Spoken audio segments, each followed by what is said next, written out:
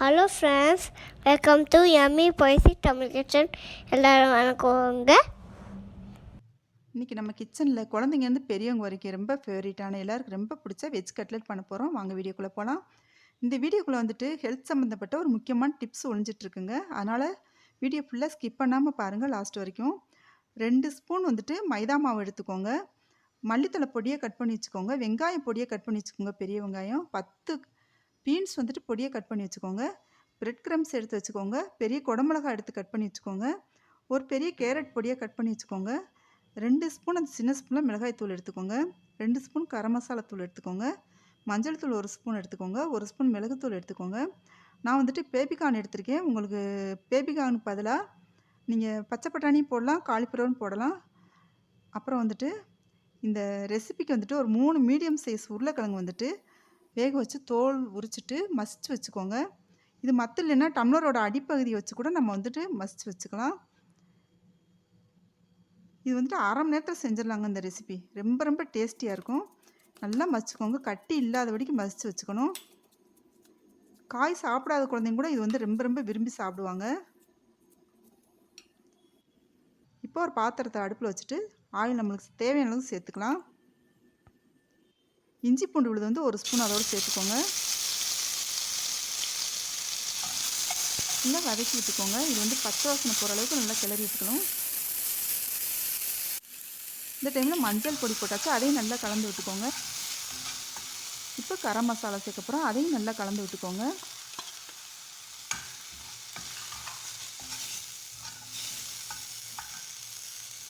இப்போ மிளகாய் தூள் சேர்த்தாச்சு, அதையும் கலந்து விட்டுக்கோங்க. நல்லா கிளறி விட்டுக்கிட்டே இருங்க, பிடிச்சிடாம. இப்போ வெங்காயம் சேர்த்தாச்சுங்க. இப்போ பீன்ஸ் சேர்த்துக்கோங்க.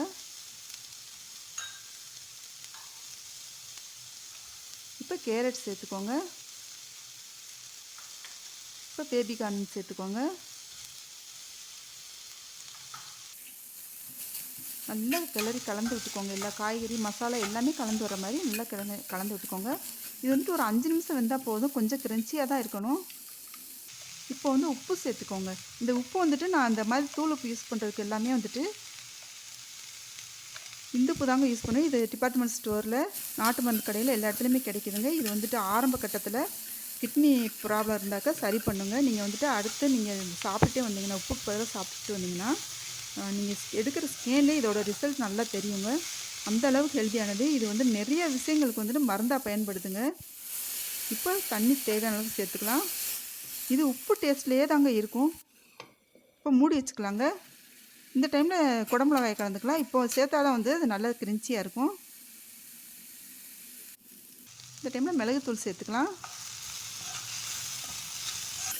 நல்லா கலந்து விட்டுக்கோங்க எல்லாமே. இப்போ உருளைக்கிழங்கு ரெடியாக இருக்குது. இந்த டைமில் வந்துட்டு இந்த காய் வேக வச்சதை ஒன்றா சேர்த்துக்கலாம். இப்போ பிரெட் கிரம்ஸை சேர்த்துக்கலாம். அதோட இது எதுக்காகனா, எப்படி கொஞ்சம் வந்து ஈரப்பதம் இருக்கும், பிசுபிசுப்பு தன்மை இல்லாமல் நல்ல ஒரு டேஸ்ட் கிடைக்கும். உப்பு சேர்த்தாச்சு, நல்லா வந்துட்டு இந்த ஃப்ளேவர் கிடைக்கும். நல்லா கரண்டி வச்சு கிளறி விட்டுக்கோங்க. இப்போ வந்துட்டு 2 ஸ்பூன் வந்துட்டு கார்ன்ஃப்ளவர் மாவு சேர்த்தாச்சு. இது நல்லா கிறிஸ்பியாக சாஃப்டாக வருங்க. இப்போ மல்லித்தலை சேர்த்தாச்சு. எந்த ரெசிபிக்குமே வந்துட்டு கார்ன்ஃப்ளவர் சேர்த்து பாருங்கள், அவ்வளோ நல்லா ஒரு கிறிஸ்பியாக ஒரு சைனிங்காக அந்த நம்ம பொரிச்சு எடுக்கிறதுக்கே ஒரு சைனிங் கொடுக்குங்க. இப்போ வந்து மைதா மாவு வந்துட்டு கரைச்சி வச்சுக்கலாம். இது வந்துட்டு நல்லா கட்டிப்படாத வரைக்கும் கரைச்சிக்கணுங்க. இப்போ கொஞ்சம் உப்பு சேர்த்துக்கலாம். ரொம்ப தண்ணியாகவும் இருக்கக்கூடாது, ரொம்ப கெட்டியாகவும் இருக்கக்கூடாது. இப்போ நம்ம கட்லெட் பண்ண போகிறோம். அதுக்கு ஒரு உருண்டை உருட்டி எடுத்துக்கிட்டு கையில் தட்டலாங்க. இது வந்து சிலிண்டர் ஷேப்பில், ஹார்ட் ஷேப்லேயுமே நம்ம வந்துட்டு தட்டிக்கலாம். நம்மளுக்கு எந்த ஷேப் வேணுமோ அந்த ஷேப்பில் தட்டிக்கலாங்க. இப்போ இந்த மைதா மாவு கரைச்சி வச்சுருக்கிறதுல டிப் பண்ணி எடுக்க போகிறோம். இப்போ இந்த பிரெட் கிரம்ஸில் போட்டுக்கலாங்க.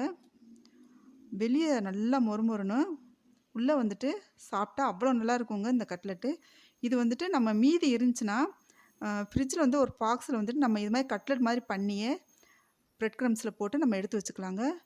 சூடாக வந்துட்டு குழந்தைங்களுக்கும் பெரியவங்களுக்கும் பொரிச்சு கொடுத்தோன்னா ரொம்ப ரொம்ப நல்லாயிருக்கும். ஃப்ரீசரில் வந்துட்டு நம்ம ஸ்டோர் பண்ணி வச்சுக்கலாம்.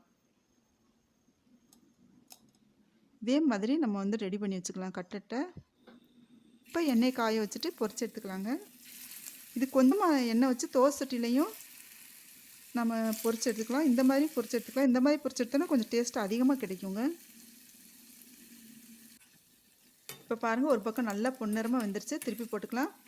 கொஞ்சம் கூட அந்த பிரெட் க்ரம்ஸ் உதிரல பாருங்கள். காய்கறி சாப்பிட அடம் பிடிக்கிற குழந்தைங்க கூட இது ரொம்ப ரொம்ப விரும்பி சாப்பிடுவாங்க. இந்த மாதிரி செஞ்சு கொடுத்தீங்கன்னா ஈவினிங் ஸ்நாக்ஸாகவும் செஞ்சு சாப்பிட்லாம். இப்போ ரெடி ஆயிடுச்சு. இப்போ கட்லெட் ரொம்ப ரொம்ப டேஸ்டியான கட்லெட் ரெடி ஆயிடுச்சுங்க. இந்த ரெசிபி உங்களுக்கு பிடிச்சிருந்துச்சுன்னா நம்ம சேனலை இது வரைக்கும் நீங்கள் சப்ஸ்கிரைப் பண்ணலைன்னா சப்ஸ்கிரைப் பண்ணிக்கோங்க. பெல் ஐக்கானை கிளிக் பண்ணிக்கோங்க. ஃப்ரெண்ட்ஸுக்கு ஷேர் பண்ணுங்கள், லைக் பண்ணுங்கள். இந்த ரெசிபி எப்படி இருந்துச்சு அப்படின்னு சொல்லிட்டு கமெண்ட் பண்ணுங்கள். இப்போ ரொம்ப ரொம்ப டேஸ்டியான கட்லெட் ரெடி ஆகிடுச்சுங்க. இதோ டொமேட்டோ சாஸ் வச்சு சாப்பிட்லாம். தேங்க்யூ.